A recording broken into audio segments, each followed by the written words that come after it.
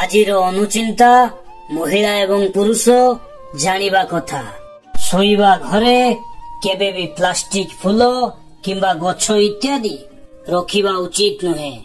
ଏହା ଦ୍ୱାରା ଅଶୁଭ ହେବା ସହିତ ଦାରିଦ୍ର୍ୟତା ପ୍ରାପ୍ତ ହୋଇଥାଏ। ଘରର ଛାତ ଉପରେ କେବେ ବି ଚାଉଳ, ଗହମ କିମ୍ବା ଅନ୍ୟ ଶସ୍ୟ ଏବଂ ବିଛଣା ଧୋଇବା ଉଚିତ ନୁହେଁ, କାରଣ ଏହା ଦ୍ୱାରା ଶ୍ୱଶୁର ଘର ଲୋକଙ୍କ ସହିତ ସମ୍ପର୍କ ଖରାପ ହୋଇଥାଏ। ଘରେ ପରିବା କାଟି ସାରିବା ପରେ ତୁରନ୍ତ ପରିବା ଚୋପା ବାହାରେ ପକାଇ ଦିଅନ୍ତୁ, ରଖନ୍ତୁ ନାହିଁ, କାରଣ ଏହା ଦ୍ୱାରା ଶୁଭ ସମାଚାର ମିଳିଥାଏ। ଘରେ ମାସକୁ ଥରୁଟିଏ ମିଶ୍ରିଯୁକ୍ତ କ୍ଷୀରି ତିଆରି କରି ସମସ୍ତେ ଏକା ସାଙ୍ଗରେ ବସିକରି ଖାଇଲେ ଲକ୍ଷ୍ମୀ କୃପା ଲାଭ ହୋଇଥାଏ। ଘରେ ଶୋଇବା ପୂର୍ବରୁ ରୋଷେଇ ଘରେ ଏବଂ ଗାଧୁଆ ଘରେ ବାଲିଟିରେ ପାଣି ଭର୍ତ୍ତି କରି ରଖିଲେ ପରିବାରରେ ଉନ୍ନତି ହୋଇଥାଏ ଏବଂ ବାଧାବିଘ୍ନ ଦୂର ହୋଇଥାଏ। ଯଦି ପରିବାରର ସମସ୍ତେ ଲୋକ କୁଆଡେ ବାହାରକୁ ଯାଉଛନ୍ତି, ତେବେ ଏକା ସାଙ୍ଗରେ ସାଥିରେ ବାହାରକୁ ବାହାରନ୍ତୁ ନାହିଁ। ଆଗ ପଛ ହୋଇ ବାହାରକୁ ବାହାରିଲେ ସମ୍ମାନ ବୃଦ୍ଧି ହୋଇଥାଏ। ନବବିବାହିତ ଦମ୍ପତି ମାନେ କେବେ ବି ଚପଲ ପିନ୍ଧି ଶୋଇବା ଘରକୁ ଯିବା ଉଚିତ ନୁହେଁ। ଏହା ଅଶୁଭ ହୋଇଥାଏ ଏବଂ ଶୋଇବା ଘରକୁ ପାଣିରେ ଲୁଣ ପକାଇ ପୋଛା ଲଗାଇବା ଦ୍ୱାରା ନକାରାତ୍ମକ ଶକ୍ତି ଦୂର ହୋଇଥାଏ। ଶୋଇବା ଘରେ କେବେ ବି ପାଣି ପାତ୍ର ରଖିବା ଉଚିତ ନୁହେଁ ଏବଂ ପାଣି ଜାତୀୟ ଗଛ ଇତ୍ୟାଦି ରଖିବା ଅନୁଚିତ। ଏହା ଅଶୁଭ ହୋଇଥାଏ। ଶୋଇବା ଘରେ ଲାଲ ରଙ୍ଗର ବଲ୍ବ ଲଗାଇବା ଉଚିତ ନୁହେଁ।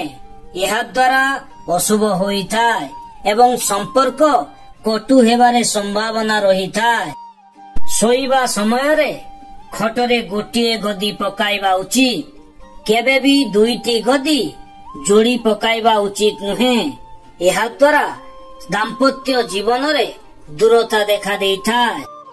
ତକିଆ ତଳେ ରସୁଣ ରଖି ଶୋଇବା ଦ୍ୱାରା ସର୍ଦ୍ଦି ଏବଂ ଜ୍ୱର କମ୍ ହେବାରେ ସାହାଯ୍ୟ କରିଥାଏ ଏବଂ ଶରୀରକୁ ଭୂତାଣୁ ଜନିତ ସମସ୍ୟାରୁ ରକ୍ଷା କରିବାରେ ମଧ୍ୟ ସାହାଯ୍ୟ କରିଥାଏ।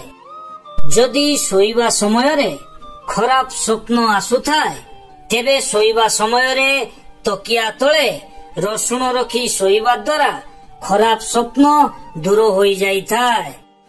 ରାତିରେ ଯଦି ଠିକରେ ନିଦ ହେଉନଥାଏ, ତେବେ ତକିଆ ତଳେ ରସୁଣ ପାଖୁଡା ରଖିବା ଦ୍ୱାରା ଭଲ ନିଦ ହୋଇଥାଏ ଏବଂ ଶରୀର ସୁସ୍ଥ ରହିଥାଏ। ଛୋଟ ପିଲାଙ୍କୁ କେବେ ବି ତକିଆରେ ଶୁଆଇବା ଉଚିତ ନୁହେଁ। ଏହା ଦ୍ୱାରା ଶ୍ୱାସନଳୀ ଦବିବାର କିମ୍ବା ମୋଡି ହେବାର ସମ୍ଭାବନା ରହିଥାଏ। ଶୋଇବା ସମୟରେ ଅଧିକ ଉଚ୍ଚା ତକିଆ ବ୍ୟବହାର କରିବା ଉଚିତ ନୁହେଁ। ଏହା ଦ୍ୱାରା ମୁହଁର ସୁନ୍ଦରତା ଧୀରେ ଧୀରେ ନଷ୍ଟ ହୋଇଯାଏ ଏବଂ ଚର୍ମରେ ଭାଙ୍ଗ ପଡ଼ିବାର ସମ୍ଭାବନା ରହିଥାଏ। ଗୋଟିଏ 1 ଟଙ୍କିଆ ମୁଦ୍ରାକୁ ମୁଣ୍ଡ ଚାରିପଟେ 7 ଥର ବୁଲାଇ ତକିଆ ତଳେ ରଖି ଶୋଇବା ପରେ ପରଦିନ କାହାକୁ ନ ଜଣାଇ ଶ୍ମଶାନରେ ପକାଇ ଦେବା ଦ୍ୱାରା କିମ୍ବା ପୋତି ଦେବା ଦ୍ୱାରା ସମସ୍ୟା ଦୂର ହେବା ସହିତ ଧନ ଲାଭ ହୋଇଥାଏ। ଶୋଇବା ସମୟରେ ତକିଆ ତଳେ ଗୋଟିଏ 1 ଟଙ୍କିଆ ମୁଦ୍ରା ରଖିବା ଦ୍ୱାରା ଅତ୍ୟନ୍ତ ଶୁଭ ହୋଇଥାଏ ଏବଂ ଶୋଇଥିବା ଭାଗ୍ୟ ଜାଗ୍ରତ ହେବା ସହିତ ଧନ ଲାଭ ହୋଇଥାଏ। ଶୋଇବା ଘରେ ଯଦି ଦର୍ପଣରେ ଶୋଇବା ଅବସ୍ଥାର ଶରୀରର ପ୍ରତିବିମ୍ବ ଦେଖାଦିଏ, ତେବେ ଅଶୁଭ ହୋଇଥାଏ ଏବଂ ଶରୀରରେ ସ୍ୱାସ୍ଥ୍ୟ ସମସ୍ୟା ସୃଷ୍ଟି ହେବା ସହିତ ଅନ୍ୟ ସମସ୍ୟା ମଧ୍ୟ ଦେଖା ଦେଇଥାଏ। ବେଡରୁମରେ ଡ୍ରେସିଂ ଟେବୁଲ କିମ୍ବା କବାଟରେ ଆଇନା ଲଗାଇବା ଉଚିତ ନୁହେଁ। ଏହା ଦ୍ୱାରା ବାହାର ଆଲୋକର ପ୍ରତିଫଳନ ହେବାରୁ ନକାରାତ୍ମକ ଶକ୍ତି ଉତ୍ପନ୍ନ ହୋଇଥାଏ। ଶୋଇବା ସମୟରେ ସେଜ ସମ୍ମୁଖରେ କୌଣସି ଦର୍ପଣ ରଖିବା ଉଚିତ ନୁହେଁ। ଏହା ଦ୍ୱାରା ରୋଗ ଉତ୍ପନ୍ନ ହେବା ସହିତ ସ୍ୱାମୀ ସ୍ତ୍ରୀ ମଧ୍ୟରେ କଳହ ଦେଖାଦେବାର ସମ୍ଭାବନା ରହିଥାଏ। କେବେ ବି କୌଣସି ପ୍ରକାର ତେଲ ପାଖରେ ରଖି ଶୋଇବା ଉଚିତ ନୁହେଁ। ଏହା ଅଶୁଭ ହୋଇଥାଏ ଏବଂ ଜୀବନରେ ବିଭିନ୍ନ କଠିନ ସମସ୍ୟାର ସମ୍ମୁଖୀନ ହେବାକୁ ପଡିଥାଏ। ଶୋଇବା ସମୟରେ ଜୋତା ଚପଲ ଇତ୍ୟାଦି ଖଟ ତଳେ ରଖିବା ଉଚିତ ନୁହେଁ କିମ୍ବା ସେଜ ପାଖରେ ରଖିବା ଅନୁଚିତ। ଏହା ଦ୍ୱାରା ଅଶୁଭ ହେବା ସହିତ ନକାରାତ୍ମକତା ବୃଦ୍ଧି ପାଇଥାଏ। ଶୋଇବା ସମୟରେ ତକିଆ ତଳେ ସୁଗନ୍ଧିତ ପୁଷ୍ପ କିମ୍ବା କପଡାରେ ସୁଗନ୍ଧିତ ଅତର ଲଗାଇ ରଖିବା ଦ୍ୱାରା ମନରୁ ଚିନ୍ତା ଦୂର ହୋଇଥାଏ। ତା ସହିତ ବୈବାହିକ ଜୀବନ ଆନନ୍ଦପୂର୍ଣ୍ଣ ହେବା ସହିତ କାର୍ଯ୍ୟ କ୍ଷେତ୍ରରେ ପ୍ରଗତି ହୋଇଥାଏ। ସୋମବାର ଦିନ ରାତିରେ ତକିଆ ତଳେ ସିନ୍ଦୁର ରଖି ଶୋଇବା ପରେ ମଙ୍ଗଳବାର ଦିନ ହନୁମାନ ମନ୍ଦିରରେ ଅର୍ପଣ କରିବା ଦ୍ୱାରା ସ୍ୱାମୀ ସ୍ତ୍ରୀ ମଧ୍ୟରେ ବିବାଦ ଦୂର ହୋଇଥାଏ ଏବଂ କାର୍ଯ୍ୟ କ୍ଷେତ୍ରରେ ପ୍ରଗତି ହୋଇଥାଏ। ତକିଆ ତଳେ ଲୁହାର କୌଣସି ଚାବି ରଖି ଶୋଇବା ଦ୍ୱାରା ଶୁଭପ୍ରଦ ହୋଇଥାଏ।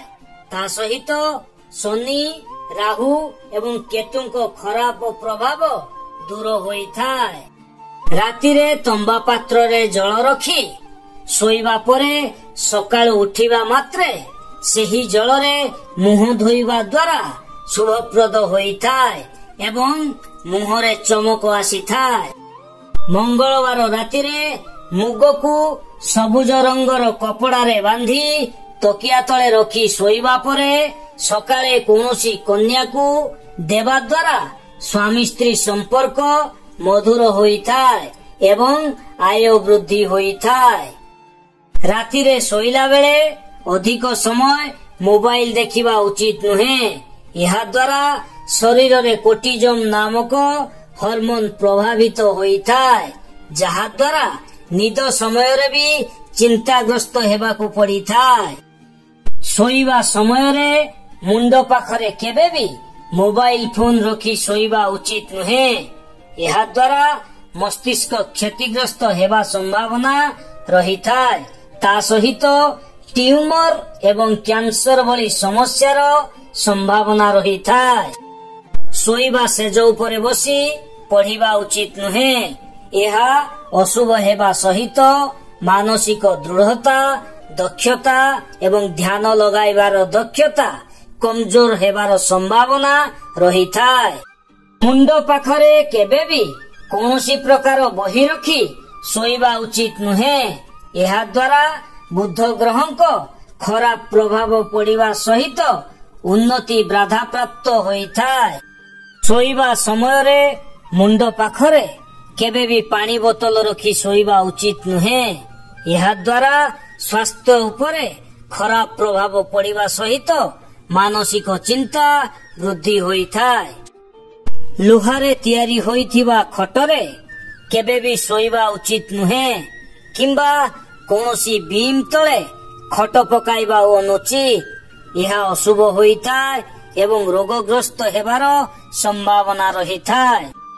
ଘର କୋଣରେ କେବେ ବି ଶୋଇବା ଉଚିତ ନୁହେଁ ଏବଂ ଖଟର ଡାହାଣ ପାଖରେ ସ୍ୱାମୀ ଏବଂ ବାମ ପଟରେ ସ୍ତ୍ରୀ ଶୋଇବା ଦ୍ୱାରା ଶୁଭପ୍ରଦ ହୋଇଥାଏ।